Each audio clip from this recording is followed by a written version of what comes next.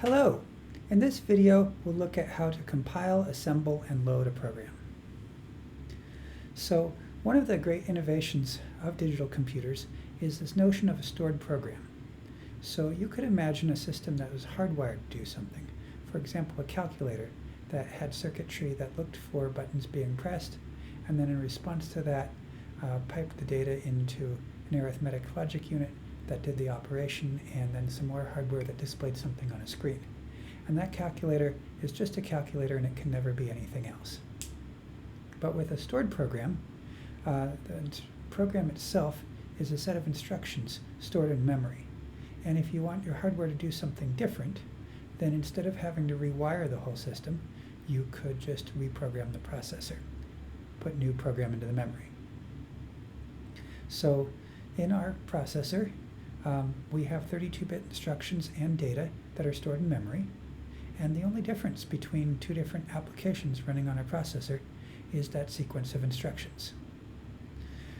So when we're executing a program, the processor fetches the instructions from memory in the appropriate sequence, and the processor does the specified operation for each instruction. So imagine we had a simple assembly language program consisting of a sequence of instructions with this machine code. The add is located at the beginning of the program, subtract is at the next address, then add I at the next address, and load word next. So this just have to think about the proper order. When we read an assembly language program, the first instruction is at the top, the last instruction is at the bottom. When we put it into memory, the lowest memory address is at the bottom, and the highest address is at the top. The program counter keeps track of what instruction we're currently executing. So when we begin this program, the program counter is 830, pointing at the add. So one of the key figures in early computing was Alan Turing. He was a British mathematician and computer scientist and a founder of theoretical computer science. He was very important during World War II as one of the people who cracked the Enigma code that allowed the Allies to read German codes. And he also invented the notion of a Turing machine, which is a mathematical model of computation that tells us about what kinds of things are computable. He also designed the automatic computing engine, which was one of the first stored program computers.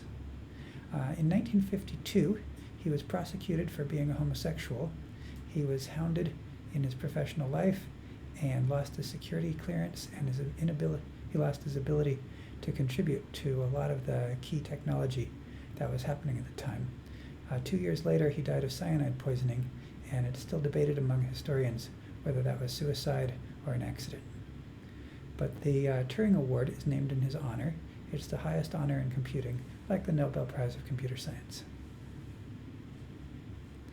So, if we want to run and compile a program, we start with our high-level code, say written in C or a similar language, and we put it into a compiler. The compiler emits assembly code. Then the assembly code can go through an assembler, and we get out machine language code called an object file.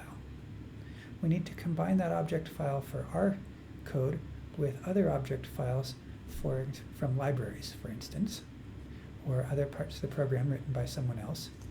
And then a linker puts all these different object files together and creates the executable. And then the loader loads that executable into memory, putting the machine language instructions in the right place in memory. So here's another of key people in early computing, Grace Hopper. She received her PhD in mathematics from Yale University and was the first person to develop a compiler. She developed the COBOL programming language. So prior to this, all programs were written in assembly language or directly in machine language and translated by hand. And she built this compiler that went from a higher level language to the assembly language. Admiral Hopper was also a highly decorated naval officer and had major accomplishments in World War II.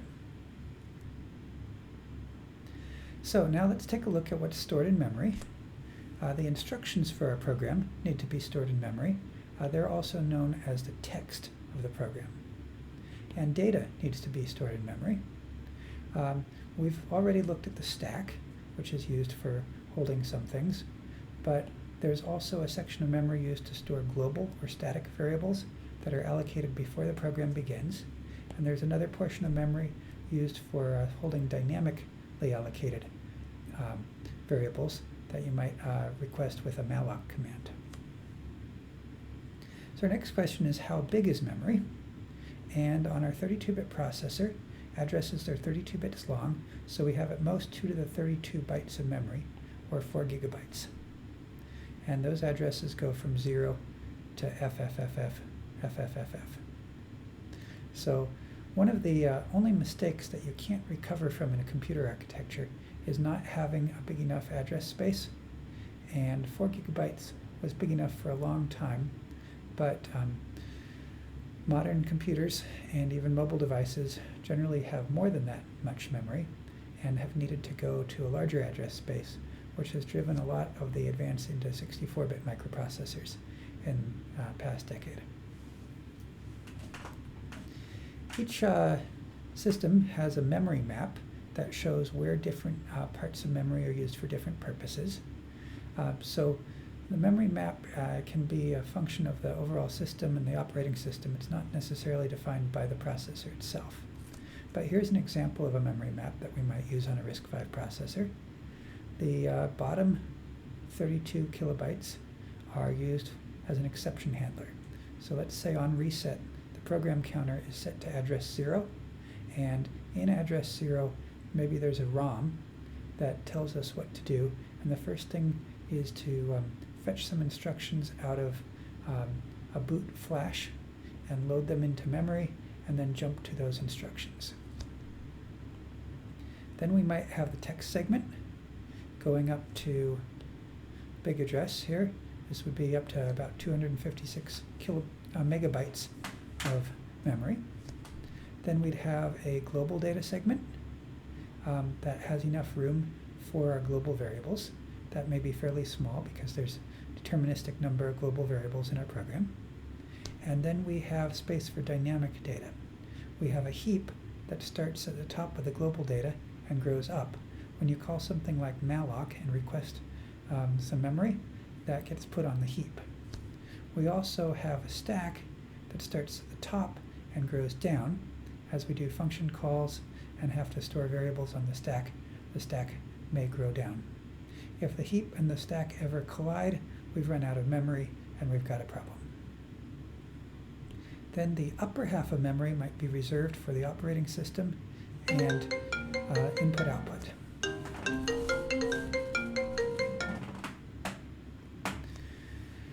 So here's an example of a program.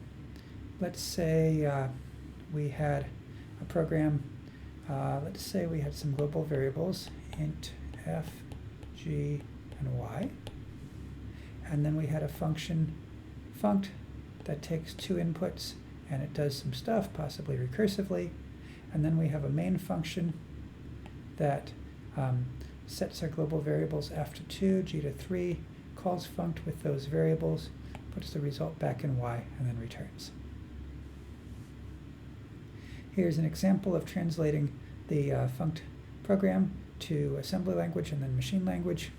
So funct needed to save some things on the stack, so it moved the stack pointer down, stored a return address and some local variables, and did some things, including possibly a recursive call to itself, and then returns. We'll also notice that this program used some pseudo instructions. The move instruction here was equivalent to an add I, and the return instruction was equivalent to jump register to RA. Each of these instructions has a corresponding set of machine code, and all that machine code is stored at various addresses. You notice that each line is 4 bytes long. Then the main function is also stored here. Each instruction is also 4 bytes. And so we can begin by allocating space on the stack to store some variables. We also need to load some values into f and g. F and g are global variables, and so they're accessed relative to the global pointer, which is the base address of the global variables. So we could load A2 into A4 used for temporary purposes and store that into memory, and that would be our f equals 2. So we get our values of f and g and put them in A1 and A0, and then do a jump and link to our function. And when we come back, we put our return result in y, which is also relative to the global pointer, and we clean up our stack and return. And again, all of these turn into some machine code. So when you run this through the toolchain, one of the intermediate results is called a symbol table. And it says the text segment begins at 1074. That was some place where programs and variables could go. And in particular, funct and main start at 10144 and 10180. That's this 10144 and 10180. The data segment begins at 115E0, and the global variables here are at 11A38, 34, and 30. And each of F, G, and Y are 4 bytes long. Funct is hexadecimal 3C bytes long, and the main function is hexadecimal 4 bytes long. So now we can see how all this gets put into memory. The text segment here began at 10144, and we have, this is funct, and this is main. When we begin running the program counter is set to the beginning of main, and we start executing code. The global pointer is up here, and Y, G, and F are in that global segment. The stack pointer is initially set at the top of memory and grows down as we put things on it. And in this program, there was no dynamically allocated memory, so nothing to grow upward.